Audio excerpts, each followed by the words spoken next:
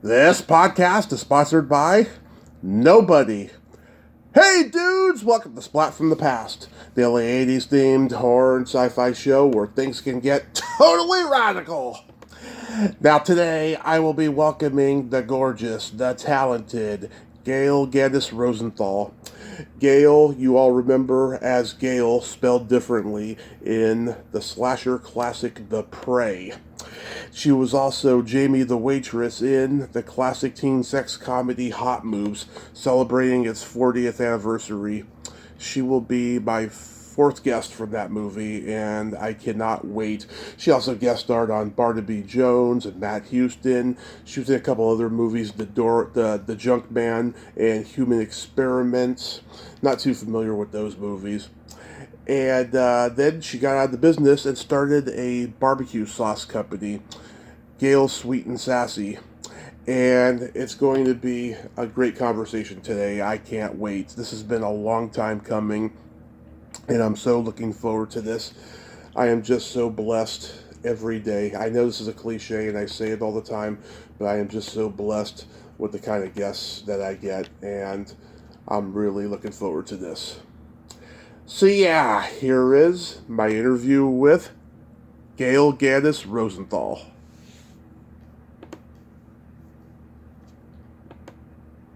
First of all, I want to thank you so much for coming on today. This is such a great honor. Well, thank you. So, going back in time, did you gravitate toward acting early on in your childhood? Probably 10 years old. Wow. Since you were 10 years old. So you did school plays and community theater and all of that? No, I did school plays, but I had this magnificent, beautiful auntie, Kayla is her name, who was an actress, and she would put all of her kids and nieces and nephews in movies as extras. And I remember the first time being on a merry-go-round in Griffith Park and having the camera on me, said, "This feels so right." And that was it. That was the bug. What was your auntie's name? Kayla Gannes. Kayla Gannes, and she was like in old Hollywood movies? She was in, well, not old, I guess, in the 60s and 70s, and yeah, she was one of those struggling actresses and still around and just magnificent. Oh, that is so wonderful. I love hearing stories about people who grew up with relatives in Hollywood who were struggling or pioneering and all of that stuff. That's just wonderful. Well, you hate hearing about the struggling part, but I guess that makes you who you are today. Exactly. I would not change anything with all the struggles I went through because it made me who I am today. Exactly. And weren't you a dancer too? That was my first love. My mother was a ballerina, and when she got married, she quit, and which also inspired me never to give up on anything that I ever did. But I danced. I danced the dance company for UCLA. Wow. Cool. Were you trained in all types of dancing, even tap? I did all of it, but mainly it was modern. Oh, okay. And you're born in New York, raised in L.A.? Born in Brooklyn, New York, but came here when I was 3, so honestly, very few memories of New York. And raised in L.A. Did you go to high school with anybody famous or any Nepo babies? Michael Jackson. Michael Jackson? Yeah, they went to, he lived in the Valley, and then he came to Fairfax High School. I guess I was in 9th, 10th grade. I don't recall. Did Danny Bonaducci go there too? Did who? Danny Bonaducci? No idea. Okay, because I heard him say he went to high school with Michael Jackson. So could have been in several other schools. I don't know. Okay. So you attended UCLA. Did you study acting there? I did. Well, no, that's incorrect. I did not. I did dance. But while going to UCLA, I studied with Lee Strasberg and Sal Dano, and not with Lee, but Lee Strasberg Studios. Oh, nice. LA. Nice. I know people who went there and stuff. Do you know Diane Robin? Nope. Okay, she must have been there before or after you. Did you have any classmates at UCLA that went on to become, successful? I don't keep track of it, so I don't know. Okay. Did you do any theater there that you're proud of? I'm proud of everything that I do. I did a lot of theater, some at UCLA, but mainly outside of UCLA in small theaters. Usually one-act play stuff, talking stuff, not musicals. Although musicals were my favorite and still are, I could probably sing and dance the lyrics. Yeah. Every song on West Side Story, Sound of Music, I mean, on and on. My whole family are very musical. Nice. A lot of singers in the family? My 2 girls, my daughters. Oh, that's sweet. Oh, actually, I used to I did backup for, remember the Popeye movie with Robin Williams? Shelley Duvall and Robin Williams? Yep. Well, Harry Nilsson did the music, and I did backup. Wow, I did not know that. I love Harry Nilsson. Oh, he was a cool dude, for sure. I've heard, yeah. Oh my God, no one could write songs like him. Just the eccentricity he brought to pop music. Well, he was, very deep human being. But for me, there's nobody that wrote more incredible music than Joni Mitchell, who was my idol.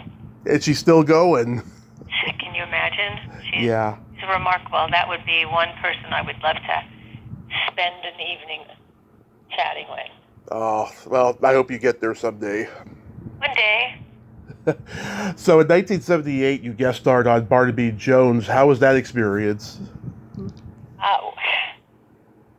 I was super, super young, and all of it was so exciting to me. Yeah. But what was amazing, I was dear friends with a woman, a girl actress. Her name was Annie Lockhart.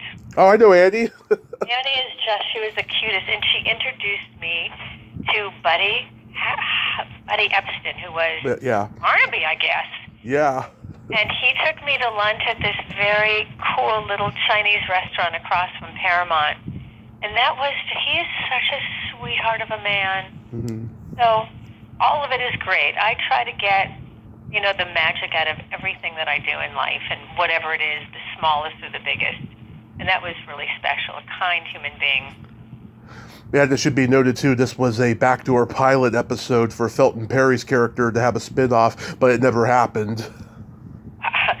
You're amazing. I have no idea. Yeah, I just looked it up on IMDb. I was like, wow, what are the odds of that, Who was it again? Felton Perry. He was the light-skinned black guy with the afro in the episode. Yeah, now I recall. Yeah. No idea. He's best known as Dirty Harry's partner in Magnum Force. Oh, I remember that. Yeah. So how do you get to be cast in The Prey? Was it a standard audition? Which play are you talking about? The Prey. Oh, The Prey. Yeah. The Prey. So if you know your stuff and you've Googled it, the producers, directors were Summer and Eddie Brown. Yeah. They were friends of mine. I was introduced to them by other friends, and they became fast friends of mine. They are amazing couple. Actually, both were professors at Princeton. Came over in a car and lived their dream of directing and producing. When they came here to produce one of their movies, I didn't know them well, but I owned my first house at 20 years old in Laurel Canyon. They rented a room from me while they were filming, and that's when they came up, we want you in the movie, and we're going to name you Gayle as your character. But spelled differently.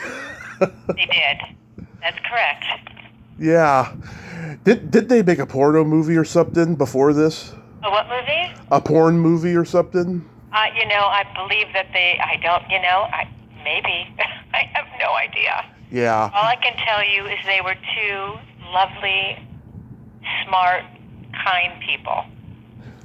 Yeah, I know a guy who interviewed them for a horror book about a decade ago, and he lost touch with them. But he said if he had contact with them, he would have connected me with them. But there's still hope in the future. Yeah. This was 1978. The movie got picked up by New World in 1983 or something, and I don't know if Halloween had come out yet when you guys were filming this, right? But as soon as this movie came out in '83, I mean, the slasher craze was at its peak. Friday the 13th and all the many ripoffs had come out. Yeah, and so why didn't they cast me? I don't know. Question. There's the question. I don't know. I mean, certain actors, they got cast in multiple slasher movies back in the day. Not just Jamie Lee Curtis, but a lot of the supporting people. But then there were some people that were like, we don't want to, use that same person again because they're so identified with this movie. You know, it's like someone who's on a TV show or something. It totally makes sense. And by the way, my gift, because, I did other things in life. But I have to say, people say, do you miss acting? Do you think it was a waste? And I said, acting made me the success I am today in my business, because when you're an actor, there's so much rejection. There's so much of that. And it's not it's not who you are, it's what you look like. Right. And I have to say, I just learned never to give up, because I had so much rejection. You're too tall, you're too skinny, you're too this, you're too that. Well, when I started my business and they said, "Dear, you'll never make it in this business," I laughed. Yeah, I mean, you can't let it get to you, you know. I mean, fortunately, with the internet, there's other avenues. You can do your own stuff, you know. Back then, you were very limited, but you kept pounding the pavement, and then you got stuff, you know. My motto is never give up. Why can they be successful but not you? And that's just always been the way I've lived my life. Yeah. Tell me about working with Lori Lethan. I interviewed her like the first year I started the podcast, and she was so wonderful. Oh, she was adorable. Yeah. Yeah, she was adorable. She was a sweetheart. She is. She's I have to say, the other guy that was in there was Steve Bond. Yes. And Steve Bond and I went to school together since junior high. Yeah. And so it was so much fun that we worked together. Yeah, Jackson Bostwick was the deputy. Of course, he played Captain Marvel in Shazam. I talked to him a few years ago. Good guy. This was Jackie Coogan's last movie, Uncle Fester, on the Addams Family. Oh, yeah, I remember that. Loved the Addams Family, and he was also great. Yeah. Fun, a fun adventure in my life. Mm-hmm. Would I have wished that it went further? Yeah. Yeah. It didn't, and then you move on. Yeah. Were you scared? Were you really scared of those birds that came out of nowhere? No, I was not. What I was scared of is having all that makeup put on me. Having a boy kiss me. I was really shy. Mm-hmm. That was very humiliating for me. Oh, I'm sorry you had to go through that. A lot of people had to go through similar things on these movies. I love that line you have. My feet hurt so much I'm getting a blister on my blister. Blisters. I like that line too. And by the way, it's just shocking that you're so well versed in this. Oh yeah, I love this movie. I love it. The guy who played the killer, Karel Stroiken, I met him at a con, and apparently this movie had a different title when he was making it, and so it didn't register when I brought this movie up to him. But then a year later, I got him on the podcast, and the Blu-ray had come out, so then he knew the movie. What was it called prior to this? I don't know, but he just said it had a different title. Yeah, I sort of remember something like that. Yeah, that's so interesting. Were those your clothes that you wore? You know, that green kind of military shirt? Yes, it was. It was my Girl Scout shirt. Oh yeah. Those were my green clothes. And you had that red turtleneck too. I don't remember, but you must be looking at your screen right now because you're getting it. You're insanely intense about this movie. I don't think I've watched it in years. Yeah, no, I've seen this movie many times, I love it. So then you do a movie called Human Experiments, which is a prison movie.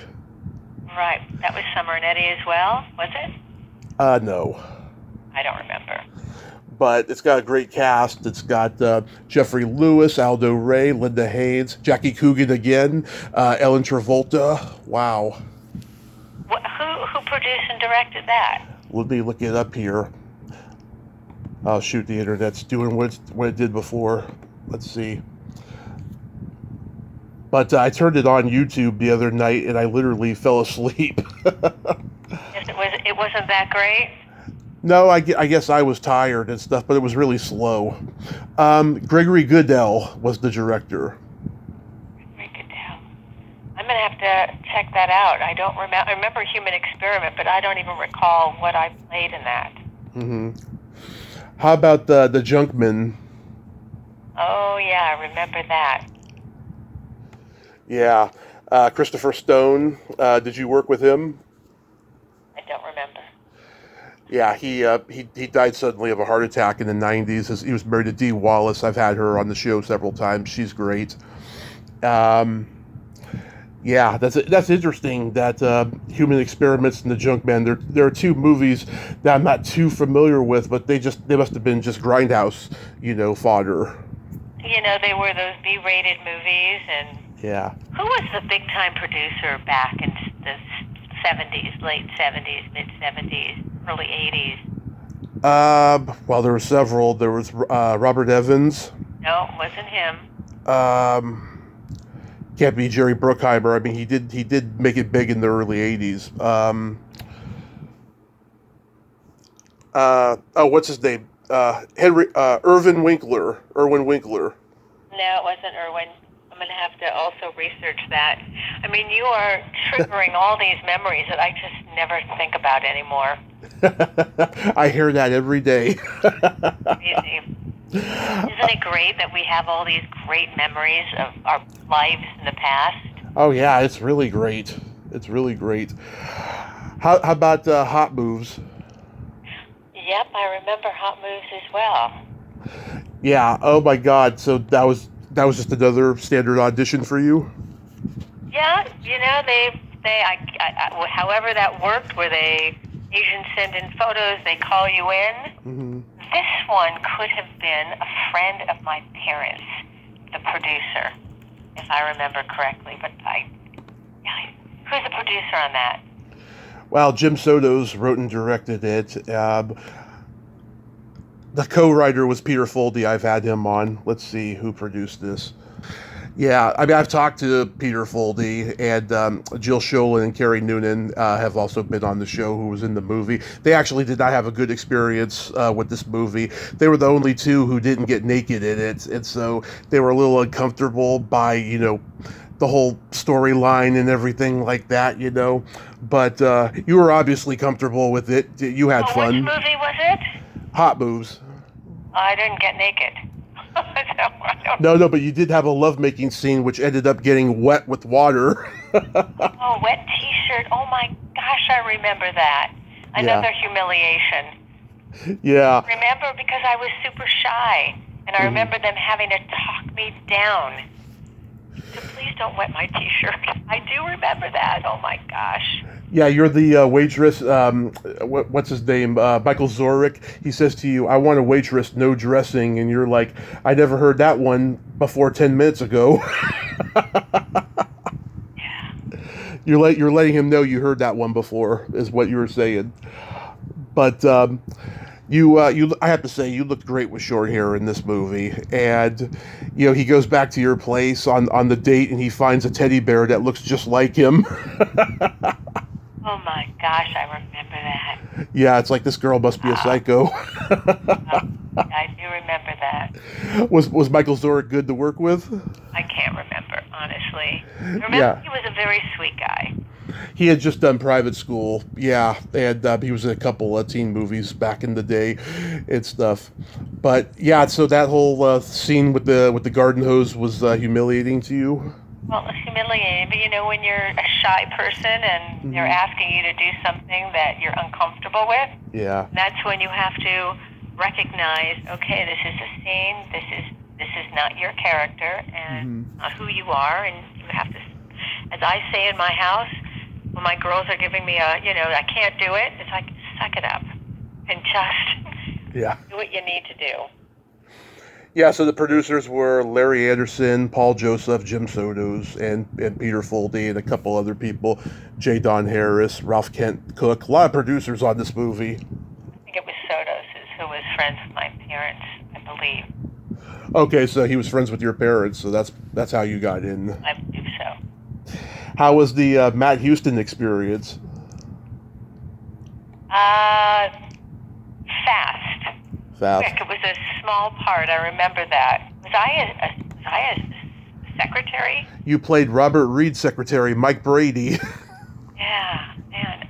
Again, I have not thought about this. Mm-hmm. I have been doing my business now for 30 plus years, so I don't think about that. Yeah. But how great that I did all these things. Yeah. Of that. I watched it on YouTube the other night. He's like, he's an adoption agency guy, and like Daphne Reed from Fresh Prince of Bel-Air is the woman, and then she's got a husband, and like you interrupt their meeting and stuff, and Robert Reed's pretty mad. Don't remember, but yes, I mean, as you're speaking, it's all coming back. Yeah, and Buddy Ebsen's in this episode. Oh, is he? Yeah. As I mentioned, what a sweet human being he is. And Kay Lenz was in it too. She's from my hometown, San Francisco. So I am a barbecue sauce junkie, much to my mother's annoyance. She says I put it on everything, but I don't. So what made you want to go down this career path?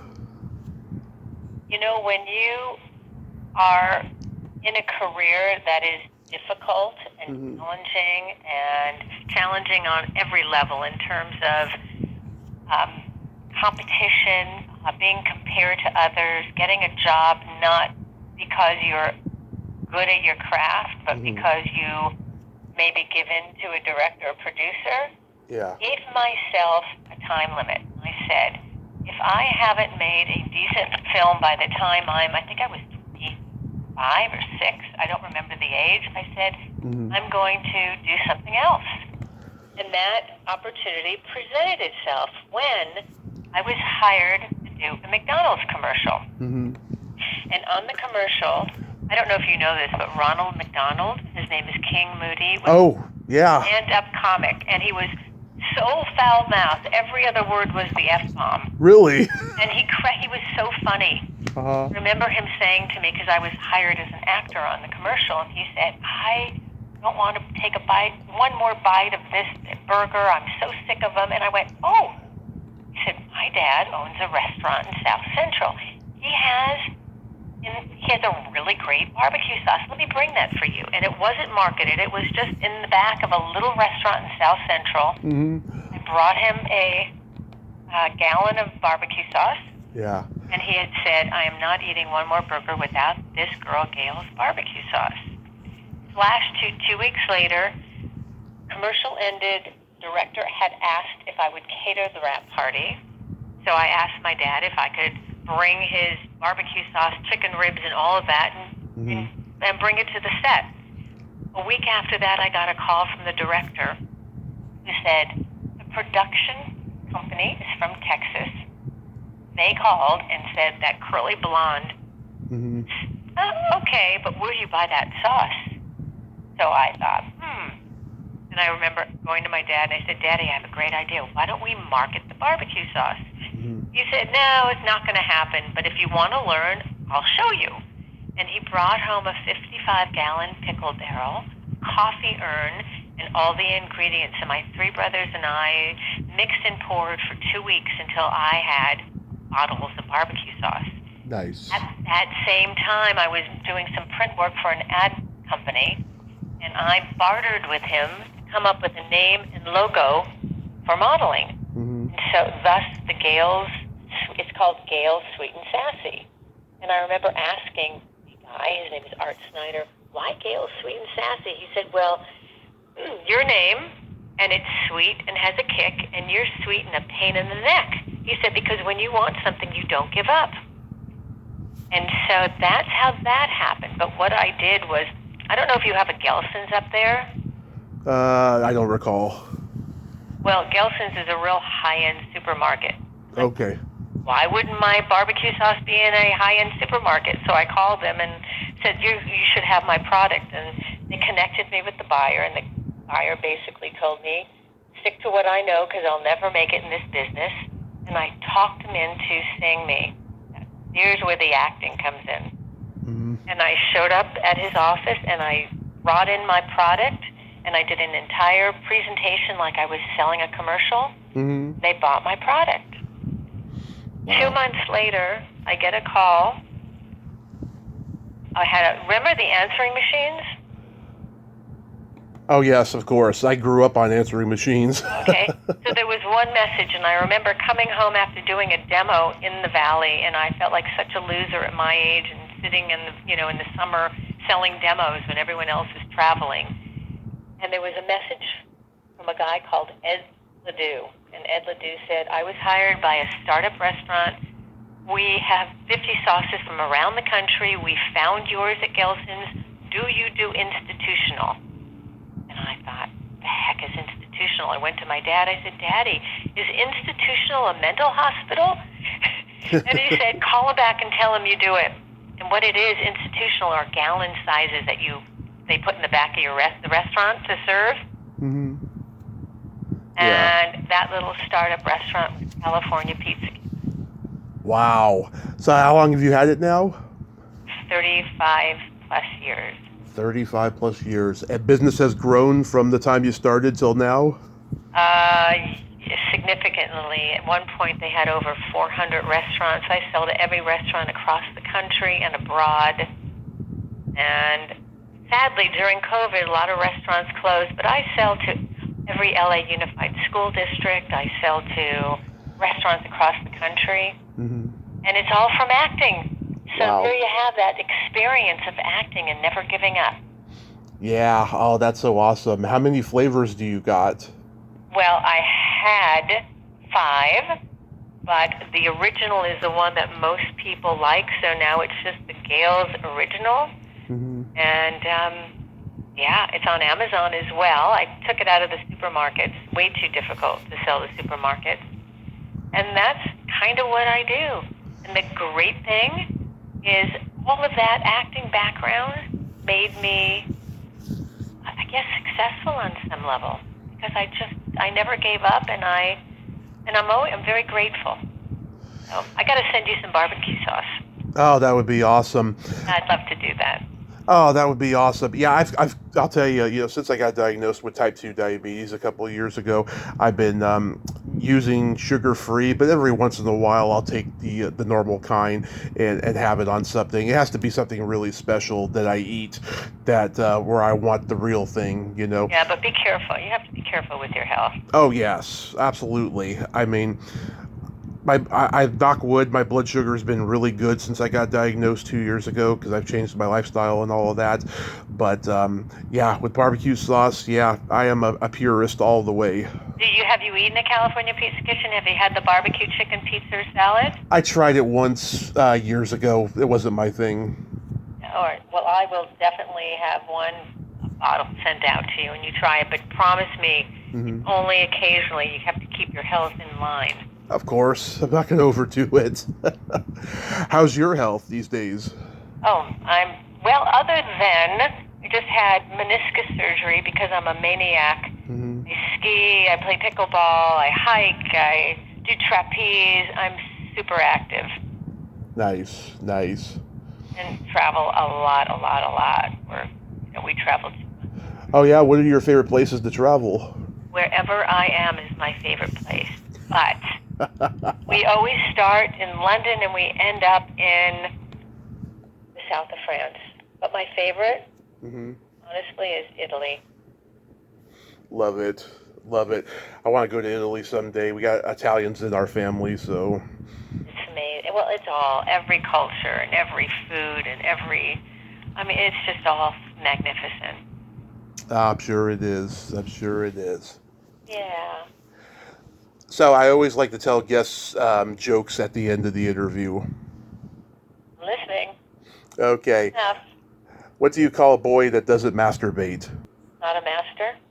A liar. Okay. That was That was fair. I give you like a 2 on the scale of 10. You think I was that funny? I'm going to give you something, not a joke, but this is something to live by. Okay. There's 2 of them, and these 2 quotes kept me going in my business when I first started, and I thought, oh man, this is just not going to happen. Okay. The first one. First one.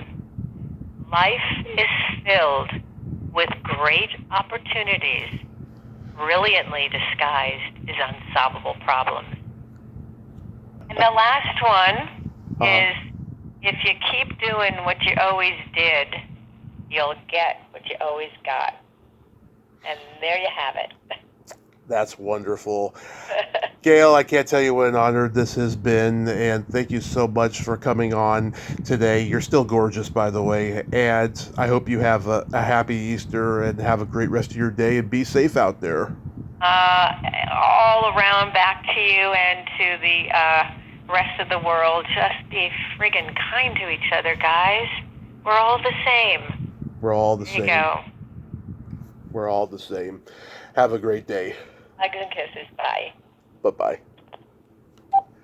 Well, there you have it.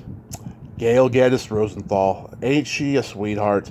Oh, God, what a great conversation. She's so passionate about what she does in the barbecue sauce and restaurant business and all of that stuff. Yeah, she didn't expect me to be so immersed in the prey and hot moves, but, that's why she's coming on today. But, I'm so glad that we got to talk about, the barbecue sauce endeavors as well. She's awesome. So glad we got to talk today. Well, until next time, this is Tommy Throwback Kovac saying there's no shame in living in the past because the present sucks. Later, dudes.